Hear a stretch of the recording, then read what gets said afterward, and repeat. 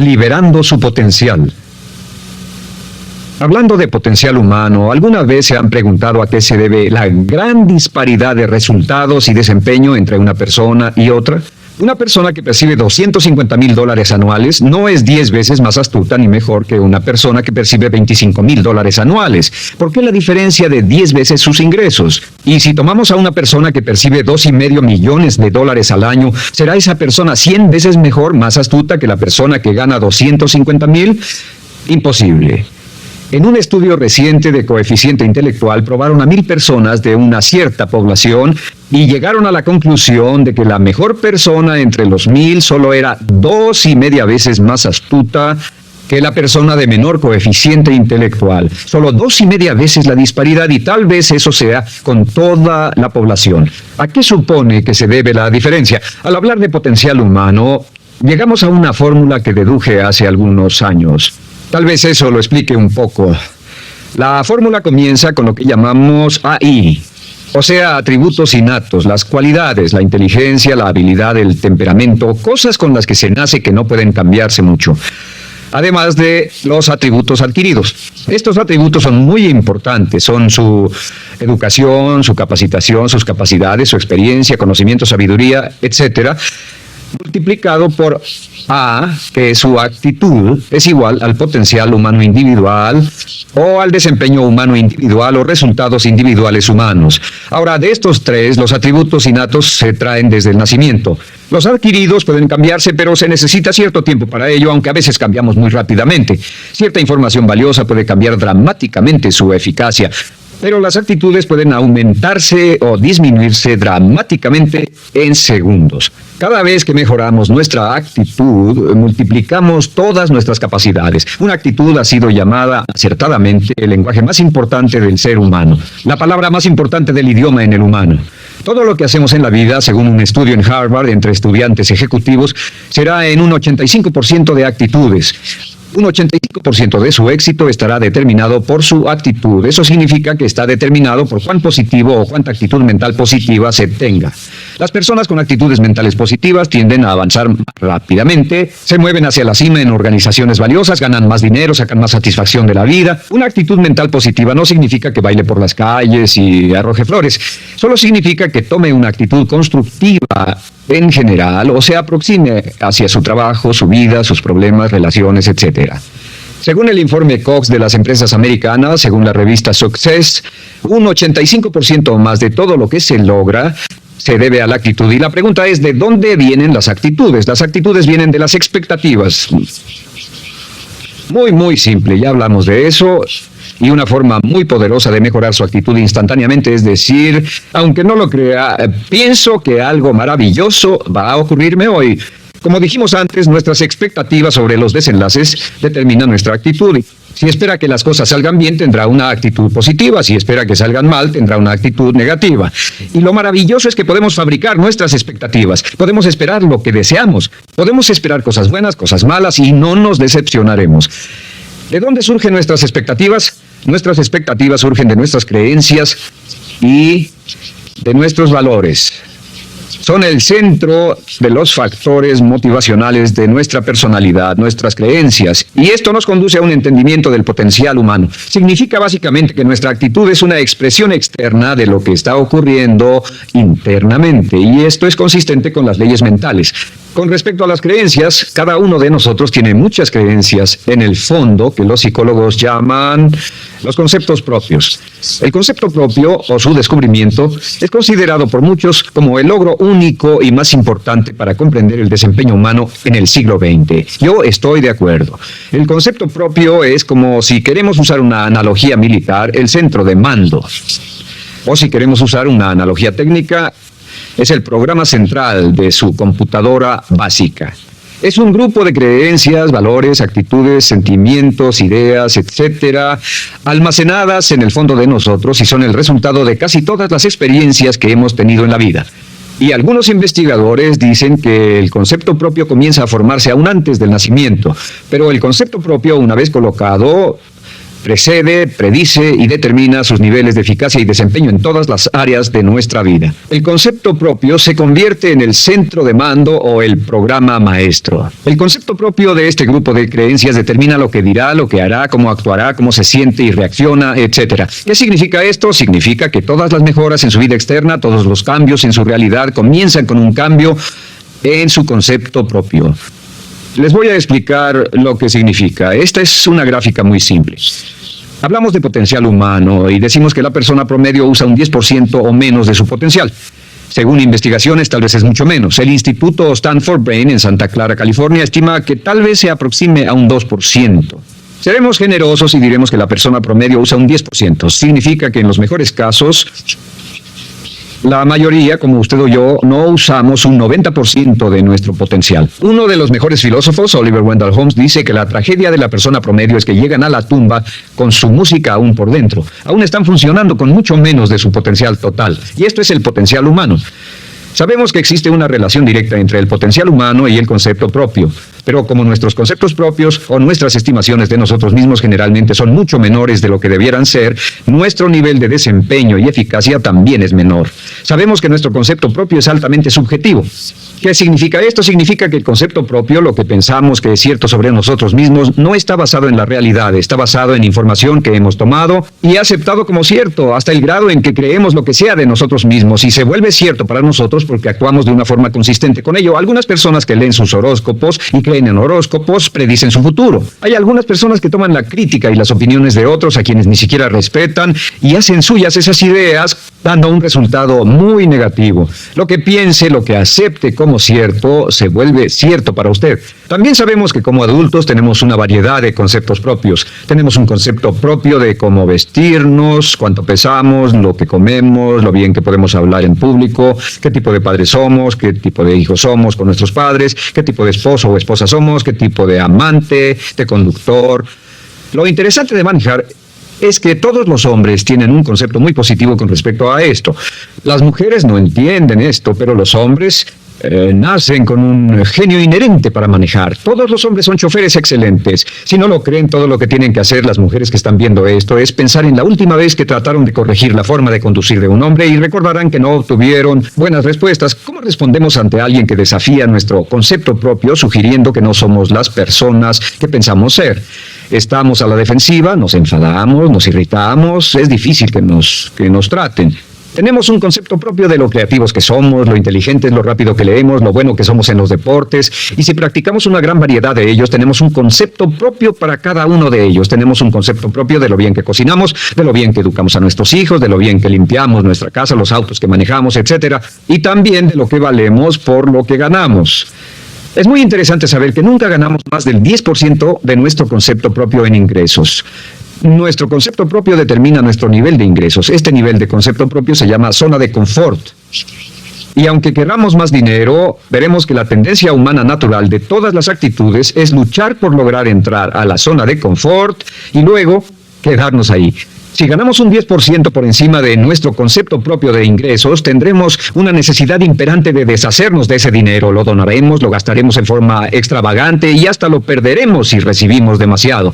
Las personas que ganan la lotería siempre están quebradas a los 2 o 3 años. Queman el dinero porque ese dinero está más allá de su concepto propio. Si gana 10% o menos de su nivel de concepto propio, se descubrirá luchando, trabajará más duro, más tiempo, pensará en forma más creativa, buscará diferentes formas para aumentar sus ingresos o sus segundos ingresos. La única forma de mejorar cualquier parte de su vida, incluyendo sus ingresos, es aumentando el nivel del concepto propio de sus ingresos, comenzando a pensar en usted como si estuviera ganando más dinero. Si quiere bajar de peso, la única forma en que podrá lograrlo es pensando en que está delgado. Piense en usted mismo como una persona más delgada. Si quiere volverse una persona más popular, más amorosa, más feliz o más sana, comience a pensar una y otra vez en esas cosas hasta que se vuelvan parte de su nuevo concepto propio.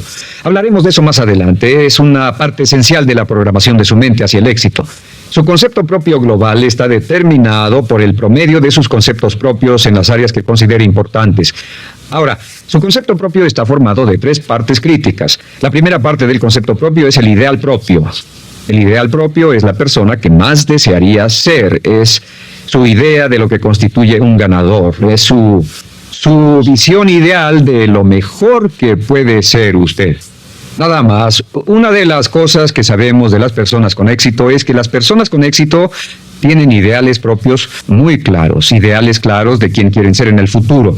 Las que no tienen éxito tienen ideales muy vagos. El número 2 es la autoimagen.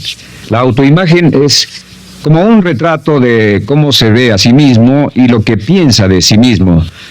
La autoimagen es el espejo interno, es como se percibe a sí mismo ahora en su desempeño actual, en forma cotidiana. La tercera parte es su autoestima. Su autoestima es cómo se siente consigo mismo. Cómo se siente consigo mismo es la fuerza motriz, el motor, la fuerza poderosa dentro de su subconsciente. Es la fuerza de energía dentro de su concepto propio y determina casi todo lo que le pasa. La mejor definición de autoestima es cuánto se agrada a sí mismo. Cuánto se agrada a sí mismo como esposo, cuánto se agrada a sí mismo como empleado, cuánto se agrada a sí mismo como jefe, como inversionista, como orador profesional, como atleta, etcétera. Según se agrade a sí mismo, su nivel de autoestima, su sentimiento emocional global respecto a cualquier área de su vida, determina su desempeño y su eficacia en dicha área. Lo sorprendente es que se convierte en lo que piensa, su concepto propio es maleable, su autoestima puede formarse repitiendo una y otra vez, me agrada mi persona, me agrada mi persona, me agrada mi persona. Me agrada mi persona, me agrada mi persona, me agrada mi persona. Entre más se repita, me agrada mi persona, me agrada mi persona. Entre más lo repita una y otra vez, más crecerá su autoestima y entre más crezca su autoestima, más crecerá su concepto propio global. Cuando crezca su concepto propio global, su desempeño será mejor en todo lo demás que emprenda. Cada vez que diga, me agrada mi persona, me agrada mi persona, me agrada mi persona, me agrada mi persona, me agrada, será como bombearse psicológicamente. Todo lo que pase que haga que su autoestima suba, hará que se comporte mejor. Todo lo que haga que su autoestima baje, hará que se comporte peor, que cometa errores, que sea infeliz, etc. Un punto crítico de agradarse a sí mismo, sobre autoestima y agradarse a sí mismo, es que, número 1, nunca puede querer a nadie más de lo que se quiere a sí mismo. Que su nivel de autoestima es determinante de la calidad de relaciones que tenga con los demás. Y número 2, es que nunca puede esperar que nadie más lo quiera o respete más de lo que se respeta a sí mismo. Cuanto se agrade o se respete a sí mismo, determina sus actitudes hacia usted. Todas las escuelas de psicología actualmente están de acuerdo en el hecho de que depende de lo que usted realmente se quiera y se respete a sí mismo como un ser humano valioso e importante, tiene efecto sobre todo lo que le pase. Cuánto se agrade a sí mismo y lo que puede hacer es mejorar su autoestima diciendo me agrada mi persona, me agrada mi persona, me agrada mi persona, me agrada mi persona. Y esto nos lleva a la pregunta, ¿de dónde viene el concepto de autoestima? Y descubrimos que el concepto propio es maleable, puesto que no nace con este concepto propio, no nace con ninguna idea sobre sí mismo, no nace con autoimagen ni autoestima. Nace, en cierto modo, como potencial propio. Es la mejor forma de plantearlo. La persona promedio llega al mundo como potencial puro. Y no tiene el concepto propio de que todo lo que es ahora, todo sentimiento que tiene, toda actitud o valor, tuvo que aprenderlo en el transcurso de su vida. También sabemos que el niño llega al mundo con una necesidad imperante de amor y contacto. Y como una gran cantidad de investigaciones lo indican, necesitamos mucho amor y contacto durante toda nuestra vida, pero en especial durante nuestros años de formación, porque de niños aprendemos quiénes somos, cuánto valemos, si somos importantes, inteligentes, amorosos, chistosos. Todo esto lo aprendemos por la forma en que nuestros padres nos tratan. Si nuestros padres, nuestros parientes, tíos o tías, en especial nuestros padres, nos tratan como si fuéramos realmente importantes, crecemos pensando que somos realmente importantes, pero si nuestros padres no lo hacen, pasa algo más. Sabemos que los primeros años de vida son los más importantes para el desarrollo del concepto propio, que un niño comienza a partir de cero. El niño nace sin saber quién es él o ella. Son sumamente valiosos el primero, segundo, tercero, cuarto y quinto años de vida. Algunos psicólogos pensaban que eran los 5 primeros años, pero ahora dicen que son los 3 primeros años. En sus 3 primeros años de vida el niño aprende quién es y dicen que si se les da suficiente cantidad y buena calidad de amor en los 3 a 5 primeros años, los prepara usted de por vida. Los coloca en una base sólida de autoestima y confianza en sí mismos, valor e importancia realmente. Existe una relación directa entre la calidad y la cantidad de amor y el desarrollo de una personalidad sana. Entre más amor, amor incondicional, reciba un niño en sus años formativos, más fuerte será la base de su personalidad. El reverso de la educación es que casi todos los problemas de psicosis, neurosis, perturbaciones de la personalidad y problemas de comportamiento surgen de los problemas que se tengan con el concepto propio. Ahora observemos a los adultos, aquí está nuestra personalidad adulta. Si nos observamos, podemos llegar a reparar nuestras bases, por así decirlo, repitiéndonos una y otra vez, me agrada mi persona, me agrada mi persona, me agrada mi persona, y llevamos ese concreto reparador hacia la base de nuestra personalidad. Los niños necesitan el amor como las rosas necesitan la lluvia. Los niños que carecen de amor a menudo mueren por escasez de amor. Es una enfermedad llamada marisma. Ahora, ¿qué más sabemos sobre los niños? Sabemos que los niños llegan al mundo con dos atributos notables. El primero es que no sienten temor. Los niños nacen sin temores. No temen a nada excepto a caerse y a los ruidos fuertes. Y esto se expresa en sus actitudes yo puedo. Los niños llegan al mundo pensando que pueden hacer cualquier cosa, y quien haya criado a un niño hasta la edad de 3, 4 o 5 años sabe que debe pasar esos primeros años evitando que se maten, porque son como pilotos japoneses, porque no le tienen miedo a nada. Su segundo atributo es que llegan al mundo totalmente espontáneos. Dicen lo que quieren, hacen lo que quieren, son totalmente desinhibidos. Totalmente. Ellos no temen hacer nada de lo que desean, y esto se expresa en su actitud no quiero. No tengo que hacerlo. Si ha tratado de controlar a un niño, lo habrá visto. Lo primero que dicen cuando comienza a darle órdenes, lo primero que aprenden es no tengo que hacerlo. Claro, a veces cambiamos sus mentes de una u otra forma, pero estos son los dos atributos con los que los niños llegan al mundo. Llegan al mundo sin temores y desinhibidos. ¿Qué significa esto? Significa que nuestro derecho innato natural es no ser temerosos y ser desinhibidos. Y solo cuando podemos crear la misma situación en nuestra vida adulta, cuando no tememos y somos desinhibidos, nos sentimos a gusto con nosotros mismos. Las mejores organizaciones, las mejores compañías son las que crean un ambiente donde nos sentimos sin temores y sin reservas para ser nosotros mismos y para hacer lo mejor de nosotros. Al crecer descubrimos que los niños aprenden de dos maneras. La primera es por imitación. Imitan a uno o a ambos padres, en especial al padre dominante. Algunas veces el padre dominante cambiará cuando crezca el niño, y a veces los niños imitan al padre, a veces a la madre, pero aprenden por imitación. Muchas características y hábitos que tenemos como adultos los aprendimos de nuestros padres. ¿Alguna vez ha tenido la ocasión de gritarle o reñirle a uno de sus hijos? Verá que le dice las mismas cosas que le dijo su padre a usted cuando era niño. Así que imitamos. A veces imitamos su caminar, a veces su forma de hablar, a veces imitamos sus valores, sus creencias, etcétera, aunque esos valores y esas creencias no tengan ningún valor. ¿Por qué? Porque nuestros padres eran así cuando nosotros éramos niños. La segunda forma en que aprendemos es pasando de la incomodidad, lo que no se siente bien, hacia la comodidad. Freud llamó a esto el principio del placer. O sea que nos movemos hacia aquello que nos hace sentir cómodos, lo que nos da placer, lo que nos hace sentir bien con nosotros. Nos movemos de la incomodidad hacia la comodidad. Así es como aprendemos a no mojar el pañal, por ejemplo. Sabemos que no es agradable caminar con popó o pipí en nuestros pañales. Vemos lo que hacen nuestros padres, vemos lo que nuestros parientes hacen y decimos, estas personas no hacen lo que yo. Así aprendemos a caminar y lo demás. Así que de la incomodidad hacia la comodidad. Durante toda nuestra vida, por cierto, así es como aprendemos. Imitamos leyendo lo que otras personas hacen, estudiando libros y en el trabajo, imitamos cuando vamos a la escuela y hacemos lo que nos da resultados positivos, lo que nos da refuerzos positivos, y hacemos cada vez menos las cosas que nos causan incomodidad o dolor. Ahora, muy temprano en la vida, como equivocación o como resultado de una equivocación que los padres cometen en la crianza, los niños comienzan a aprender hábitos y patrones negativos. Los patrones y hábitos negativos tienen sus raíces principalmente en la crítica destructiva. La crítica destructiva comienza muy temprano en la vida, a veces en los primeros meses. Y la crítica destructiva la usan los padres para dirigir y controlar a sus hijos. Desafortunadamente, tiene un efecto muy peligroso y dañino sobre nosotros, ya que la crítica destructiva tiende a minar la integridad de la personalidad del niño. Muchos de nosotros, incluyéndome a mí y a muchos de ustedes, nos hemos visto minados y heridos por la crítica destructiva más que todas las guerras en la historia. Ahora, Como resultado de la crítica destructiva, comenzamos a desarrollar hábitos y patrones negativos. Los patrones de hábitos negativos son respuestas condicionadas hacia los estímulos.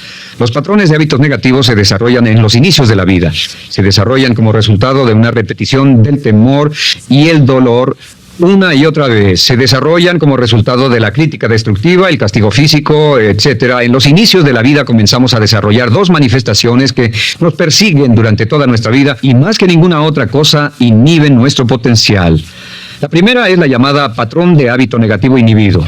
El patrón de hábito negativo inhibido se aprende cuando al niño le dicen una y otra vez no. Aléjate de ahí, no toques eso, y se le castiga. Cuando el niño intenta algo nuevo o se involucra con algo, o huele algo, o derrama algo, o rompe algo accidentalmente, el padre estalla y se enfada mucho.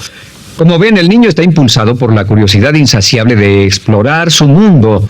Y lo que pasa es que cuando lo explora o se interesa y echa a perder algo, si el padre reacciona golpeando al niño, el niño comienza a pensar cada vez que intento algo nuevo, cada vez que intento algo diferente, cada vez que voy más allá de mis límites, cada vez que me salgo de mi zona de comodidad, cada vez que no juego sanamente, me golpean, me castigan, me lastiman, me envían a mi alcoba y me siento mal. Y muy pronto el niño desarrolla el sentimiento de no puedo, no puedo.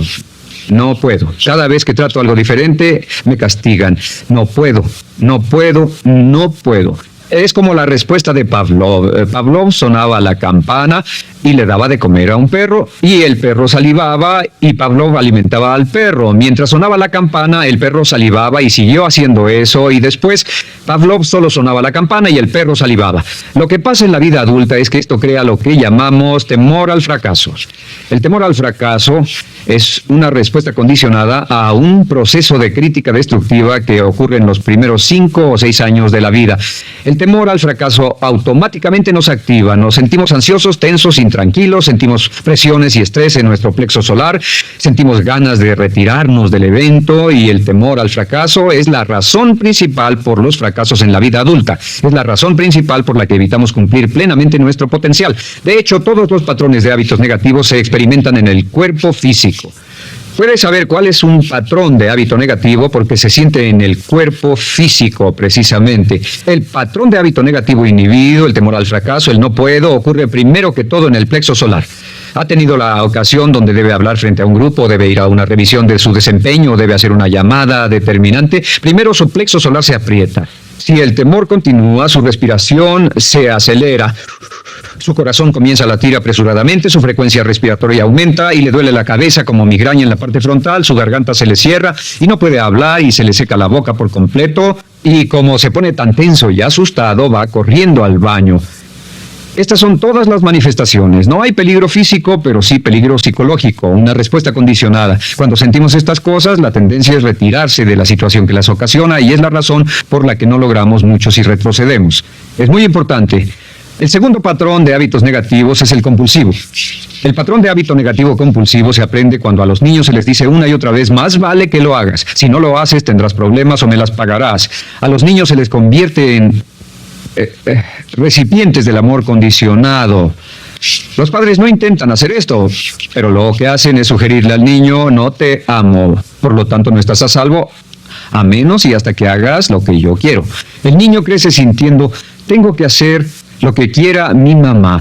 Debo complacerla, debo complacer a papá, debo complacer a los demás, debo complacer a mis parientes, y a veces debo complacer a mis semejantes, debo complacer a mis maestros, debo complacer a todo el mundo, y crecen con esto: debo. No puedo hacer lo que quiero hacer, debo hacer lo que complace a las demás personas. Este patrón de hábito negativo muy temprano en la vida se traduce en el temor al rechazo. El temor al rechazo lo experimentan los hombres como adultos como un comportamiento tipo A. Hablaremos del comportamiento tipo A posteriormente. El comportamiento tipo A es una necesidad compulsiva o excesivamente compulsiva de complacer de algún modo a alguien sin normas de comportamiento, prácticamente sin pensarlo. El temor al rechazo nos impulsa, nos hace muy sensibles a las necesidades de los demás. Hacemos cosas que otras personas quieren, no hacemos lo que nosotros queremos. Siempre estamos tratando de complacer a los demás, tenemos preocupaciones o nos importan las opiniones, sentimientos y actitudes de otros hasta el punto donde ocultamos nuestras necesidades. El temor al rechazo se siente en la columna del cuerpo. Se divide el cuerpo a la mitad y se siente hacia abajo en la mitad posterior del cuerpo. El primer lugar donde comienza a sentirse el temor al rechazo es generalmente en los hombros y el cuello. Nos sentimos entumidos, duros, tensos. Cuando tenemos mucho que hacer, sentiremos un estrés tremendo en la columna. Los músculos se estiran en la parte posterior. A veces se manifestará como flebitis y venas varicosas, y a menudo nos darán dolores de cabeza en la parte posterior de esta, porque las arterias carótidas que llevan la sangre hasta la cabeza, los músculos a su alrededor se contraen y la cantidad de sangre que fluye hacia la cabeza fluye más lentamente y se siente un terrible dolor de cabeza en la parte posterior. Estos dos temores, los patrones de hábitos negativos compulsivos, el compulsivo y el inhibitorio, son resultado de la crítica destructiva, el gran destructor de la personalidad que nos persigue durante toda la vida. Y lo maravilloso de todo esto es que, como son patrones de hábitos aprendidos, podemos olvidarlos. Podemos acabar con el temor al fracaso que nos detiene. Podemos acabar con el temor al rechazo que hace que hagamos cosas que complacen a los demás en vez de complacernos a nosotros, trabajando con nuestra propia autoestima. Porque existe una relación inversa entre la autoestima y el patrón de hábitos negativos. Porque entre más se agrade a sí mismo, menos teme al fracaso. Entre más se agrade a sí mismo, menos teme al rechazo. Entre más se agrade a sí mismo, menos temerá a cualquier cosa. Y si sigue repitiendo, me agrada mi persona, me agrada mi persona, me agrada mi persona una y otra vez, si sigue diciendo esto, con el tiempo su autoestima sube más y más y más y más, y sus temores desde luego bajan. Cuando su autoestima sube, sus temores van en dirección opuesta. Ahora, ¿cómo enfrentar la crítica destructiva si debe criticar a otras personas? Pues eso es muy simple. Muchos padres nos han preguntado eso. ¿Cómo se controla a los niños? Una de las claves para controlar a los niños es dirigirlos para que hagan algo constructivo en lugar de hacer algo destructivo. Otra cosa que debe recordarse es que lo que quiere hacer es que quiere dar una crítica informativa, crítica constructiva, lo que significa que se les dice a los niños lo que pueden hacer o a los adultos lo que pueden hacer mejor. Todo el propósito de dar retroalimentación de cualquier tipo es mejorar el desempeño. Si es padre o si es jefe o si es una persona en una relación, si una persona está haciendo algo malo o inadecuado, todo el propósito de darles cualquier tipo de retroalimentación es para que puedan hacerlo mejor. Sin embargo, existe una relación directa entre la autoestima y la crítica destructiva. Cada vez que se critica a una persona, su autoestima baja. Y cada vez que su autoestima baja, su habilidad para desempeñarse baja. Si critica a una persona en forma destructiva demasiado tiempo, llegará a un punto donde no intentarán nada. Se convierte en lo que llamamos hipersensible. Un adulto hipersensible es aquel que no puede aceptar críticas de nadie. Un adulto hipersensible es una persona que está muy tensa, ansiosa, si siquiera sugiere que no está haciendo lo correcto. Si trata con un adulto hipersensible, la clave es sentarlo y recordar 4 cosas. Número 1, comenzar con alabanzas. Número 2, proteja la autoestima de la persona a toda costa. Número 3, discuta el desempeño y no a la persona. Hable del comportamiento más que de la persona.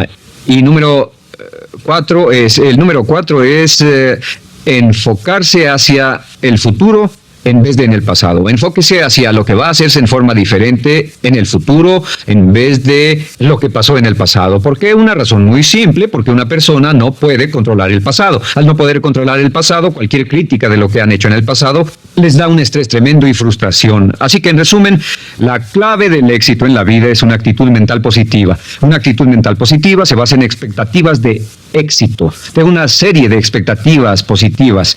Esa serie de expectativas positivas se basa en sus creencias y en su concepto de sí mismo. El centro de su concepto propio que determina su eficacia en la vida es su autoestima, y su autoestima se mide por cuanto se valore a sí mismo. Las dos cosas que nos frenan más que nada son el temor al fracaso y el temor al rechazo.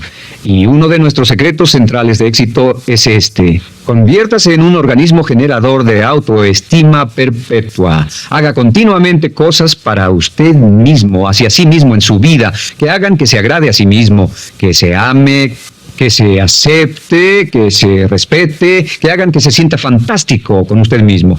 Si es un jefe o un padre, no olvide que la clave para el máximo desempeño en su hogar y en su trabajo es hacer que las personas se sientan maravillosamente consigo mismas.